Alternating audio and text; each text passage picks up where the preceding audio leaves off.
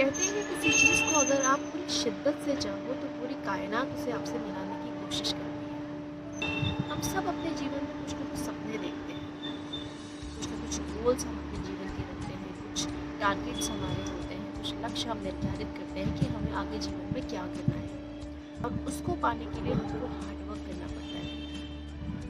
और अगर हम पूरी मेहनत के साथ, पूरी लगन के साथ, पूरे कॉन्फिडेंस के साथ, पूरे आत्मविश्वास के साथ अगर अपने लक्ष्य को पाने के लिए जी तोड़ मेहनत करते हैं तो निश्चित ही हमें अपने लक्ष्य की प्राप्ति होती है। कहा भी गया है कि मन के हारे हार है और मन के जीते जीत है। अगर आप मन में किसी भी चीज़ को पाने की आपके अंदर इच्छा है और अगर आपको लगता है कि आप उसे पा लोगे तो आप पूरे कॉन्फिडेंस से उसको पाने के लिए जो हार्डवर्क करते हो तो आपको अपने लक्ष्य की प्राप्ति होगी। लेकिन अगर आप ये सोच लेते हैं कि मैं ये नहीं कर पाऊँगा तो आप पहले ही अपने मन में अपने लक्ष्य को प्राप्त करने के लिए जो मार्ग होता है, जो रास्ता होता है उसमें जाने से डरते हैं तो पहले ही अपने मन में आप हार जाते हैं। एक बार दो राज्य थे, एक बड़ा राज्य था और एक छोटा राज्य था। तो बड़े राज्य ने डिसाइड किया कि वो छोटे राज्य पर आक्रमण करेगा। तो बड़े राज्य का जो राजा था उसने घोषणा की कि वो छोटे राज्य पे आक्रमण करने वाला है। तो जो छोटे राज्य का राजा था वो बड़ा घबरा गया, बड़ा परेशान सा हो गया क्योंकि उसके पास ना तो इतने संसाधन थे, ना तो साधन थे, ना इतना सैन्य बल था कि जो बड़े राज्य से उनका मुकाबला कर पाए। राजा को कोई तरकीब नहीं सूझ रही थी तो उसने अपने सेनापति से कहा कि बताओ इस समय हमें क्या करना चाहिए। सेनापति ने राजा से कहा कि हमें हार मान लेनी चाहिए, हम उनका मुकाबला नहीं कर सकते, हमारे पास इतनी सेना नहीं है, ना हमारे पास इतने साधन संसाधन है कि हम उनकी सेना का मुकाबला कर सकते हैं, उनको पराजित कर सकते हैं। तो राजा बड़ा परेशान सा हो गया। अगले दिन वो अपने राज्य के भ्रमण के लिए निकला। वहाँ उन्हें एक सन्यासी मिला। उसने सन्यासी से बात करी और सन्यासी को अपनी व्यथा सुनाई। तो राजा ने सन्यासी से कहा कि मैंने अपने सेनापति से कहा और मेरे सेनापति ने कह दिया है कि हम उनका मुकाबला नहीं कर सकते, हमें पराजय स्वीकार कर लेनी चाहिए। राजा ने संत से पूछा कि बताओ हम क्या कर सकते हैं। तो संत ने राजा से कहा सबसे पहले तो आप अपने सेनापति को कारागार में डाल दें। तो राजा बड़ा परेशान हो गया, बड़ा हैरान हो गया कि वो ऐसा क्यों करे। अगर वो ऐसा करता है, अपने सेनापति को कारागार में डाल देता है तो उसकी सेना का नेतृत्व कौन करेगा।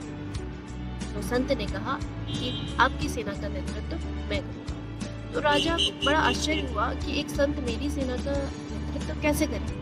इससे क्या उन्हें मालूम है कि सेना को किस तरीके से उसका नेतृत्व किया जाता है। संत की बात मानने के अलावा राजा के पास दूसरा कोई ऑप्शन नहीं था। तो उन्होंने कहा ठीक है। तो राजा ने अपने सेनापति को कारागार में डाल दिया और अब राजा ने अपनी सेना को युद्ध के लिए तैयार किया।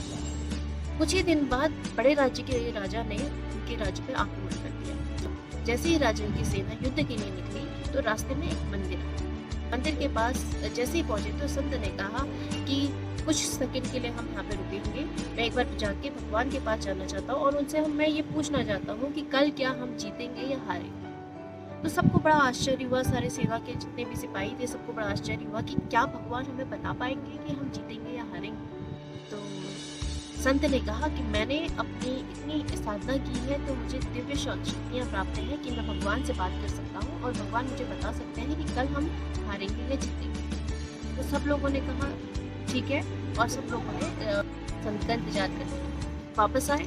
जैसे ही संत वापस आए सेना ने पूछा कि बताओ भगवान ने क्या कहा आपसे कि कल हम जीतेंगे हारेंगे। तो संत ने कहा कि भगवान ने कहा है कि अगर कल शाम को अंधेरा होने पर, जैसे ही अंधेरा होगा, अगर इस मंदिर से प्रकाश निकलेगा तो आपकी जीत निश्चित है। तो सारे सेना के जितने भी सिपाही थे वहाँ पे अंधेरा होने का इंतजार करने लगे। जैसे ही अंधेरा हुआ तो मंदिर से एक प्रकाश निकला तो सब लोग बहुत खुश हो गए कि कल तो हमारी जीत निश्चित है।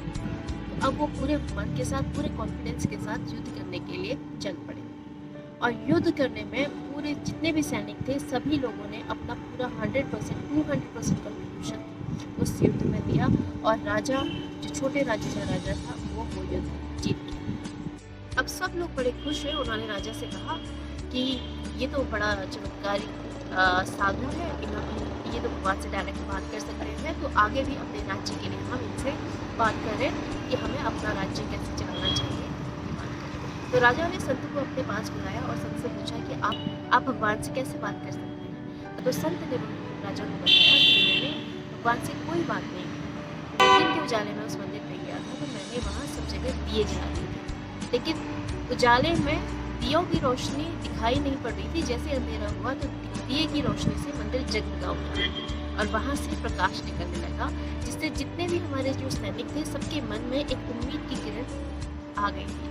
उनके अंदर कॉन्फिडेंस आ गया था कि कल को हम जीतने वाले हैं। और उन्होंने अपनी पूरी निष्ठा से पूरे 100% उन्होंने अपने आत्मबल से युद्ध को लड़ा और इसमें हम लोगों ने सफलता पाई।